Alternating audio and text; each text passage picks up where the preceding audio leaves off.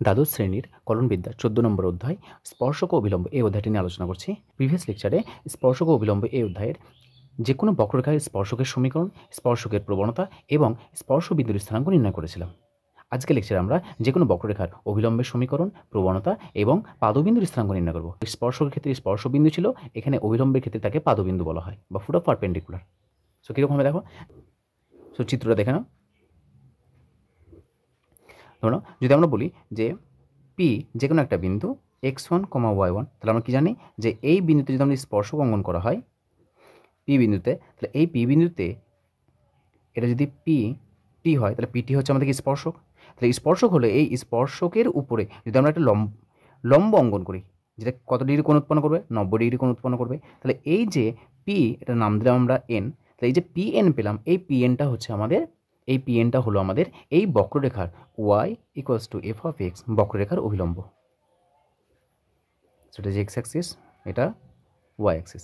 আর যে বিন্দুতে আমরা স্পর্শক পেয়েছি x1, y1, ওই বিন্দুটাকে অভিলম্বের সাপেক্ষে তাকে পাদবিন্দু বলা হয়। সো স্পর্শকের ক্ষেত্রে এটাকে বলা হয় স্পর্শবিন্দু এবং অভিলম্বের ক্ষেত্রে একে বলা হয় অভিলম্ব বিন্দু না বলে একে বলা হয় পাদবিন্দু। y = f(x) বক্ররেখার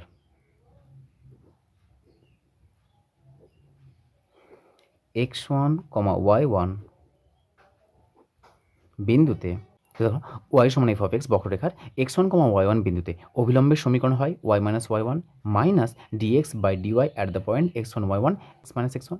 প্রবণতা হয় এই যে সামনে যেটা আছে এটাকে প্রবণতা বলা হয়, এবং পাদবিন্দুর স্থানাঙ্ক যে বিন্দুতে আমরা স্পর্শকের সমীকরণ নির্ণয় করেছিলাম এবং যে বিন্দুতে আমরা অভিলম্বের সমীকরণ নির্ণয় করছি সেই বিন্দুটাকে বলা হয় আমাদের পাদবিন্দু। যেহেতু স্পর্শক আর অভিলম্ব কি পরস্পর উপর লম্ব, তাহলে অভিলম্ব আমরা জানি যে দুটি সরলরেখা, একটা যদি m1 হয় প্রবণতা, অপরটি যদি m2 হয়, তাহলে তারা যদি পরস্পরের সঙ্গে 90 ডিগ্রি কোণ উৎপন্ন করে, তাহলে বলতো কত হয়? আমরা জানি যে দুটি সরলরেখা যদি পরস্পর লম্ব হয় তাহলে তাদের প্রবণতা দ্বয়ের গুণফল কত হয়? -1। সেই জন্য দেখো এখানে আমাদের m2 যদি আমাদের অভিলম্বের প্রবণতা হয় তাহলে এটা হয় -1/m1, যেখানে m1 হচ্ছে আমাদের স্পর্শকের প্রবণতা। আর m1 যদি স্পর্শকের প্রবণতা হয় তাহলে আমরা জানি স্পর্শকের প্রবণতা dy/dx, তাহলে m2 সমান কত হবে? Minus, so minus of dy/dx উল্টে গিয়ে কত হবে? -dx/dy। দেখো ওটাই লিখেছি আমরা এখানে। অভিলম্বের সমীকরণ, প্রবণতা এবং পাদবিন্দুর স্থানাঙ্ক। একটা প্রশ্ন নিয়ে দেখো, y² সমান হচ্ছে 4ax অধিবৃত্তের a/p², 2a/p বিন্দুতে আমরা অভিলম্বের সমীকরণ, প্রবণতা, কার প্রবণতা? অভিলম্বের প্রবণতা এবং পাদবিন্দুর স্থানাঙ্ক নির্ণয় করব। সো প্রথমে দেখো আমাদের একটা কার্তেশীয় সমীকরণ দেওয়া আছে, তাহলে এই কার্তেশীয় সমীকরণের আমরা অভিলম্বের সমীকরণ যদি নির্ণয় করতে চাই তাহলে প্রথমে এটা ডেরিভেটিভ করতে হবে, তবে আমরা প্রবণতা পাবো। তাহলে 1 নম্বরকে আমরা কার সাপেক্ষে ডেরিভেটিভ করবো? x এর সাপেক্ষে। কেন? x এর সাপেক্ষে অবকলন করে পাই। So 2y dy/dx = 4a। So dy/dx = 4a/2y। 2 2 যা 4 = 2a/y। কোন বিন্দুতে বলেছে আমাদের? a/p², 2a/p। তো লিখে নেব, অতএব অভিলম্বের প্রবণতা কত হবে আমাদের? -dx/dy at a/p², 2a/p। দেখো এটা পেয়েছি আমরা dy/dx, তাহলে এটাকে উল্টে দেবো, উল্টে দিলে কত আসছে আমাদের? মাইনাস, দেখো এটা আসবে y উপরে আসবে, তার মানে এখান থেকে পাচ্ছি আমরা dx/dy উল্টে দাও y/2a। সো y/2a, তো y এর মান কত বলো তো? 2a/p। So 2a/p divided by 2a। So equals to পাচ্ছি আমরা -1/p। এই 2a ক্যান্সেল হয়ে যাচ্ছে। সো এটা পেলাম আমরা -2a/p, এটা অভিলম্বের প্রবণতা। দেখো অভিলম্বের পাদবিন্দুর স্থানাঙ্ক কত দিয়েছে? যে বিন্দুতে আমরা অভিলম্বের সমীকরণ নির্ণয় করতে হবে সেটা হচ্ছে আমাদের অভিলম্বের পাদবিন্দুর স্থানাঙ্ক, এবং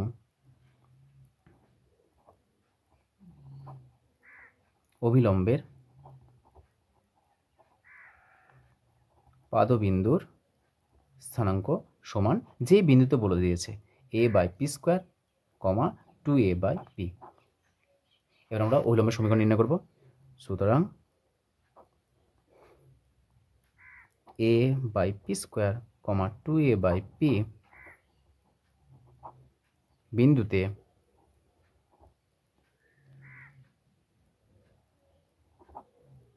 অভিলম্বের সমীকরণ। কার অভিলম্বের সমীকরণ? যে বক্ররেখা দেওয়া আছে y স্কয়ার সমান হচ্ছে 4x, এই অধিবৃত্তের অভিলম্বের সমীকরণ। সেখানে লিখতে পারো যে অধিবৃত্তের বা y square equals to 4ax এর অভিলম্বের সমীকরণ। ফর্মুলাটা লিখো একবার, y minus y1 equals to minus dx by dy at x1, y1 into x minus x1। মানগুলো বসাও। সো y মাইনাস y1 এর মান কত? 2a by P equals to কত পেয়েছি? Minus 1 by P minus 1 by P into X minus x1 এর মান a by P square. So this imply, এটা মাল্টিপ্লাই করো।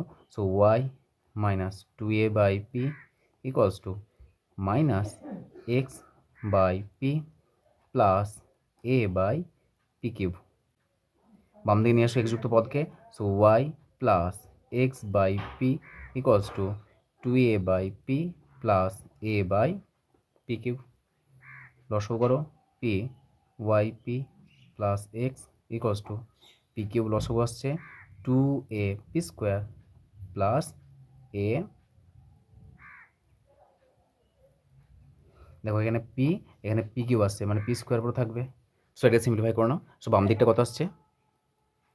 বাম দিকে আসছে এক্স প্লাস লিখলাম, এক্স আগে লিখলাম plus p y equals to, এটা ভাগ করে দাও, তো 2a p square by P square সমান হচ্ছে আমাদের 2a plus a by P square. দেখো এটা একটা আমাদের সরলরেখার আকার এসছে, এক্স যুক্ত পদ, তারপর ওয়াই যুক্ত পদ, তারপর টোটালটা কনস্ট্যান্ট। তাহলে এটা হলো আমাদের নির্ণেয় অভিলম্বের সমীকরণ, কারণ অভিলম্বের সমীকরণটাও হলো একটা সরলরেখার সমীকরণ। তাহলে লিখে নাও, অভিলম্বের সমীকরণ কত পেলাম? X plus p y equals to 2a plus a by P square. প্রবণতা কত পেয়েছি আমরা? Minus 1 by P. পাদবিন্দু স্থানে কত দেওয়া আছে? a by P square comma 2a by p. So এটা গেল y square equals to 4ax অধিবৃত্তের অভিলম্বের সমীকরণ, অভিলম্বের প্রবণতা এবং পাদবিন্দুর স্থানাঙ্ক। মেনলি যে কোনো অধিবৃত্তের ক্ষেত্রে স্পর্শক বলো বা অভিলম্ব বলো, এই তিনটে মেন জিনিস একটু মনে রাখবে।